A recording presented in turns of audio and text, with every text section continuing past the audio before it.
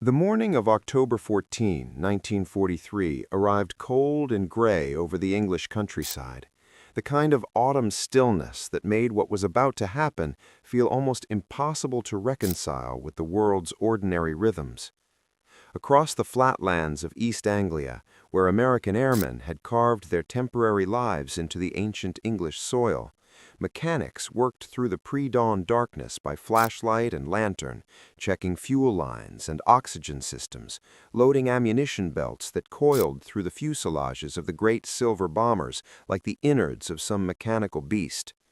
The crews themselves moved through their preparations with the particular efficiency of men who had learned to suppress everything that was not immediately useful. Fear was not useful. Sentiment was not useful. What was useful was checking your parachute harness twice, knowing exactly where the emergency oxygen was, and trusting the man beside you with the same completeness you might otherwise reserve for God. The target was Schweinfurt, a mid-sized German city in Bavaria that most of these young men had never heard of before the war made it the most dangerous destination in the sky. Schweinfurt was not a place of political symbolism or historical grandeur. It was important because of what it made. Buried within its factories were the ball-bearing plants that supplied roughly half of Germany's entire production of the small steel spheres upon which virtually every piece of modern mechanized warfare depended. Ball bearings were, in a very real sense, the quiet hinge upon which the entire industrial war machine turned. Without them, tank turrets would not rotate, aircraft engines would seize, submarine propeller shafts would grind to failure. The American strategists who had shaped the doctrine of strategic daylight precision bombing had identified Schweinfurt as what they called a bottleneck target, a single point in the enemy's industrial nervous system where one sufficiently powerful blow might send cascading failure through the whole body. This was the theory. The men climbing into their aircraft that morning were about to test it against reality. This was not the first time the Americans had sent their bombers to Schweinfurt. The first raid, on August 17th, had cost 60 aircraft and more than 600 men, numbers so staggering that the mission had passed into the dark folklore of the 8th Air Force almost before the surviving crews had finished filing their reports. Yet here they were again 2 months later, because the intelligence assessments suggested the August raid had not been sufficient, had not finished the job. The men who made that determination sat in offices far from the contrails and the flak and the screaming engines. The men who would carry out the mission sat in briefing rooms that morning and stared at the target map and did the private mathematics of survival that every airman in the 8th had learned to perform. The numbers were not reassuring. They had never been reassuring, but numbers alone had never stopped a mission that the generals believed was necessary. The formation that lifted from the English airfields that morning comprised nearly 300 B-17 flying fortresses, organized into combat boxes designed to concentrate defensive gunfire and complicate the targeting solutions of German fighter pilots. The B-17 was a remarkable aircraft by any measure of the era. It was large and heavy and genuinely beautiful in the way that certain machines achieve beauty by being so completely and honestly what they are. 4 Wright Cyclone radial engines hung from its broad wings, each capable of producing more than 1,000 horsepower, driving it to cruising speeds around 180 miles per hour at the operational altitudes of 25,000 feet or more, where the air was thin enough to require oxygen masks and cold enough to freeze hydraulic fluid and turn exposed skin white in minutes. It carried up to 8 tons of bombs in a cavernous internal bay, and it bristled with defensive armament, 13 .50 caliber machine guns positioned at nose, tail, waist, belly, and dorsal turret positions, manned by gunners who would spend the next several hours in a state of absolute physical and psychological extremity. The men who flew in these aircraft occupied 10 distinct positions, each requiring a specific skill and carrying a specific burden. The pilot and co-pilot sat in the greenhouse of the cockpit and managed the enormous physical demands of formation flying, holding position through flak and turbulence and the wake of other aircraft with a precision that would seem almost inhuman if it were not simply what survival required. The bombardier lay prone in the plexiglass nose, hunched over his Norden bomb sight, the device around which the entire doctrine of precision daylight bombing had been constructed. The navigator worked his charts and his instruments and his calculations, responsible for bringing the aircraft to a precise point in space above a city that was doing everything in its power to prevent that from happening. The radio operator managed communications equipment in a compartment that was also directly beneath the bomb bay. The flight engineer doubled as the top turret gunner and knew the aircraft's mechanical systems with an intimacy born of absolute necessity. In the waist, 2 gunners stood at open windows in temperatures that routinely reached 40 or 50 degrees below zero, scanning the sky for the German fighters that everyone knew were coming. The ball turret gunner crouched in his cramped bubble beneath the aircraft's belly, a position so confining that it required its occupant to be small enough to fold himself into a space that larger men simply could not inhabit. The tail gunner knelt alone at the very rear of the aircraft, isolated from the rest of the crew by the bomb bay, defending the position that German fighters most preferred to attack. 10 men, 1 aircraft, a shared fate. The journey to Schweinfurt would take the formation deep into Germany, well beyond the range of the P-47 Thunderbolt escort fighters that had been providing at least a measure of protection on shorter missions. This was the fundamental tactical problem that the commanders of the 8th Air Force had not yet solved, and would not solve until the arrival of long-range escort fighters transformed the air war months later. Over the Dutch and Belgian coast, the escorts would peel away and return to England, leaving the bomber stream alone above a landscape controlled by an adversary who had spent 4 years learning to destroy American aircraft. The Luftwaffe had developed tactics specifically for attacking the combat boxes, including head-on passes designed to avoid the heaviest concentrations of defensive fire, and the use of rockets fired from outside effective machine gun range to break up the formations. German fighter pilots assigned to the Reich's air defense were often highly experienced, men who had been flying combat missions since the early days of the war in Spain or Poland or over the English Channel, and they flew aircraft, the Focke-Wulf 190 and the Messerschmitt 109, that were nimble and deadly and handled the extreme altitudes with an ease that reflected years of development specifically for this environment. As the formation crossed the German border, the attacks began.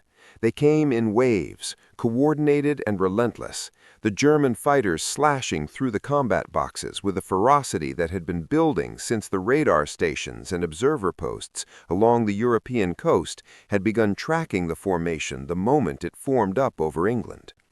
The sky filled with the physics of violence, tracer round cutting white lines through the cold air, the black puffs of flak blossoming at altitude, where the German anti-aircraft batteries had calculated the formation's path with grim precision. The sudden catastrophic disappearance of aircraft that had been flying in tight formation one moment and were simply gone the next. Men watched their friends die in the clinical remove of high altitude, the distance making it look almost abstract until the burning wreckage fell close enough to threaten their own aircraft. It was in this environment, somewhere over the industrial heart of Germany, that one particular B-17 began to die by degrees. The German fighters had found a weakness in the formation's defensive geometry, a gap where the interlocking fields of fire from adjacent aircraft did not quite cover a specific approach vector, and they had exploited it with a professionalism that the men on the receiving end could not help but grimly acknowledge. The first burst of cannon fire caught the aircraft across its right wing, and 2 of its 4 engines were suddenly wrong, one streaming oil that turned to black smoke almost instantly, the other running rough in a way that the flight engineer recognized as the preliminary symptom of a far more serious failure. The pilot worked his controls, and the aircraft held its place in formation, but the math was already changing. With reduced engine power, maintaining altitude and airspeed required decisions that diminished other capabilities. The bomb load could not be jettisoned yet. The mission required the bombs to reach Schweinfurt. The damage compounded in the way that catastrophic aircraft damage tends to compound, each failure creating new vulnerabilities and new demands on the systems and the men who were trying to manage them. A subsequent attack, this one from the 12 o'clock high position that bombardiers and navigators dreaded most, put cannon rounds through the nose section and wounded the bombardier, filling the forward compartment with a cold rush of outside air through holes in the plexiglass that turned the already brutal temperature into something that moved beyond discomfort into genuine physiological danger. The navigator applied a compress to the wound and kept working his charts because the aircraft was still in formation and the formation was still going to Schweinfurt, and someone had to know where they were. Oxygen lines were checked with the urgency of men who understood that unconsciousness at altitude arrived quietly and without much warning, and that an unconscious crew was an airplane without purpose. The pilot made his assessments. The remaining 2 engines on the left side were sound.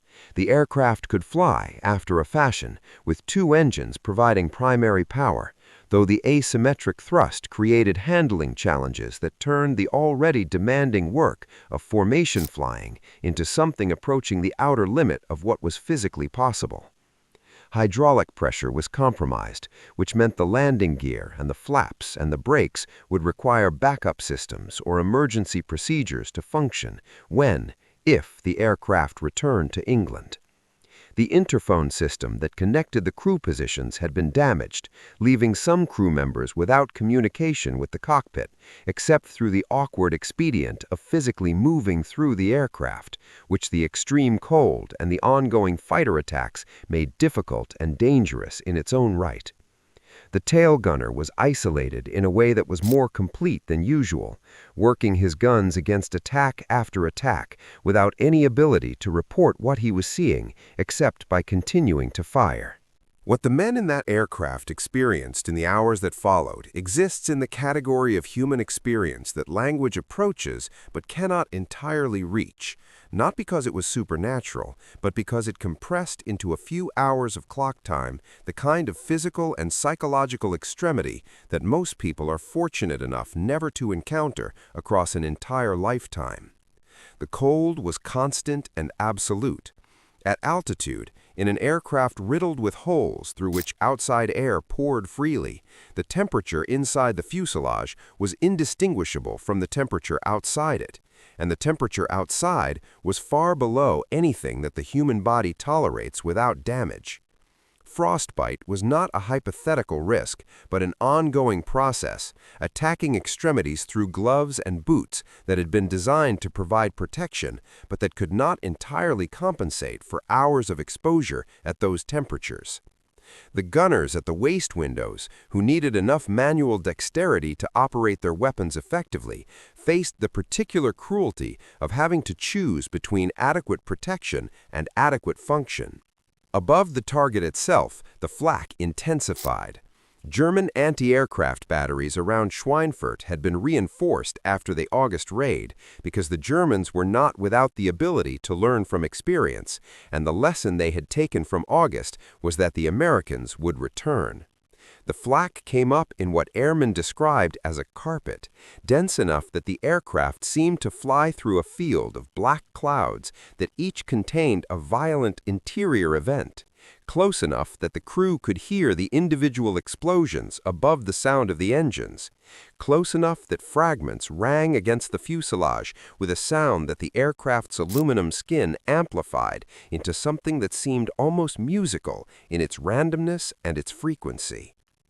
The aircraft absorbed additional damage. A fragment came through the floor of the radio compartment and passed through the radio operator's equipment without hitting the man himself, which was the kind of outcome that statisticians would record as a non-event, but that the radio operator experienced as something that reorganized his understanding of the distance between living and not living.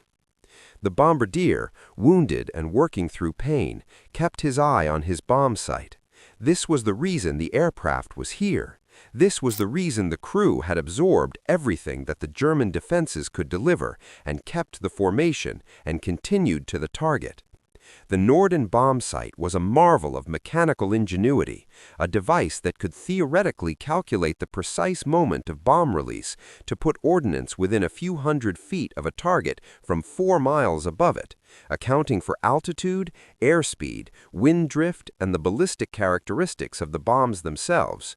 Whether it worked as advertised on this particular day, over this particular target, through this particular mixture of smoke and cloud and the distraction of pain and fear and cold, was a question that would not be answered until photographic reconnaissance aircraft came over the target hours or days later, and analysts studied the images with the detached precision of men who had not been there. In the moment, the bombardier did what he had been trained to do. He held on, he made his adjustments, he pressed the release.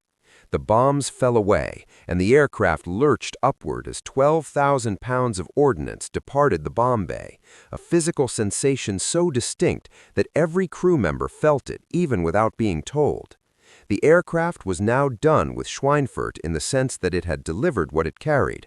What it had not done was survive. That work was still entirely ahead of it, and the work of survival on the return leg of a deep penetration mission like this one was in many ways harder than the work of getting to the target, because the aircraft was now damaged, and the crew was tired and cold, and some were wounded, and the German fighters were still there, and would remain there until the formation crossed back over the coast and the range of the waiting escort fighters. The pilot turned the aircraft onto the rally heading and worked to maintain position in the formation. Formation integrity mattered not just tactically, but psychologically. An aircraft that fell behind or dropped below the formation lost the protection of the combined defensive fire of the combat box and became immediately attractive to German fighters who understood exactly what a straggler represented. The pilot knew this. The flight engineer knew this. They nursed the 2 remaining engines with a care that went beyond technique into something closer to supplication, monitoring gauges and listening to sounds and making the small, constant adjustments that kept damaged machinery functioning past the point where its designers had intended it to function.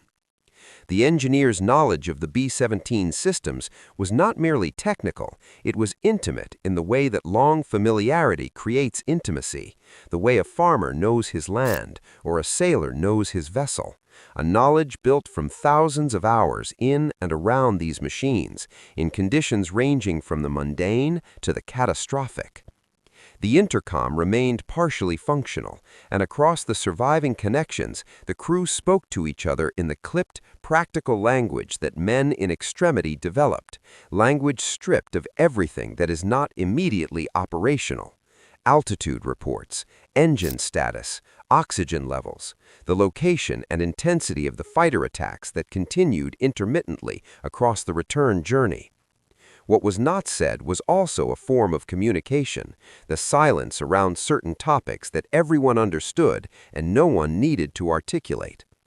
The tail gunner, isolated and still unable to reach the intercom, maintained his presence through the simplest possible signal, the sound of his guns, which told everyone in the aircraft who understood how to listen that the man back there was still alive and still working.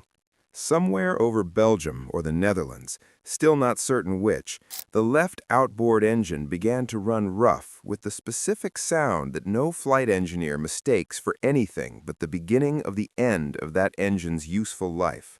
The pilot feathered it before it failed completely, stopping the propeller's rotation to reduce drag, and the aircraft was now flying on a single engine on the left side and none on the right, an asymmetric configuration that required continuous physical effort from the pilot simply to hold the aircraft's nose pointing in the intended direction. The aircraft began to descend, not quickly but inevitably, because physics does not recognize courage or intention or the quality of the crew's determination.